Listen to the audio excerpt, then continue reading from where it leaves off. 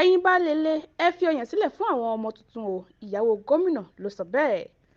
Àrọwà ti lọ sọ́dọ̀ gbogbo àwọn baálé ilé láti yọ̀ǹda ọyàn ìyàwó wọn sílẹ̀ fún àwọn ọmọ ọwọ́ títí di ìgbà tí àwọn ọmọ wọn yóò fi ọyàn sílẹ̀.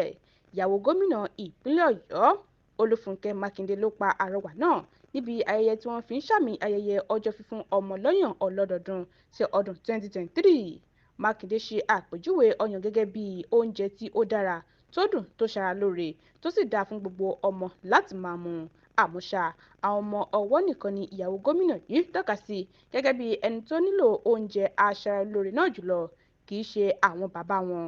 Nígbà tó ń sọ pàtàkì fífún ọmọ lọ́yàn nìkan fún àwọn obìnrin, abilékọ Mákindé fìdí ẹ̀ múlẹ̀ pé ọyàn lóúnjẹ tí ó dáa jù tí ìkókó gbọ́dọ̀ mu láì jẹ oúnjẹ míì rárá láàrin oṣù 6 àkọ́kọ́ tí wọ́n bá bí sáyé. Lórí àkòrí ayẹyẹ ti ọdún yìí tó dá lórí bí àwọn òṣìṣẹ́ ṣe lè máa fún ọmọ wọn lọ́yàn dáadáa, Mákindé ṣàlàyé pé kò sí àwíjàre fún obìnrin kankan láti má ṣe fún ọmọ rẹ̀ lọ́yàn bí ó ṣe tọ́ àti bó ṣe yẹ. Ó ṣàpèjúwe omi ọyàn gẹ́gẹ́ bí omi tí ó mọ́, tó sì jẹ́ èyí tí ó ṣe ara àwọn ọmọ tuntun lóore, tó sì máa mú ọpọlọ wọn jí pépé. Ó wá dúpẹ́ lọ́wọ́ gómìnà ìpínlẹ̀ náà, àmójú ẹ̀rọ Ṣèyí Mákindé, fún bó ṣe ń ṣe àtìlẹ́yìn fún àwọn obìnrin àtàwọn ọmọdé nípìnlẹ̀ náà. Medinat Adésóyè ló ń jábọ̀ ròyìn fún Etí Ọba TV.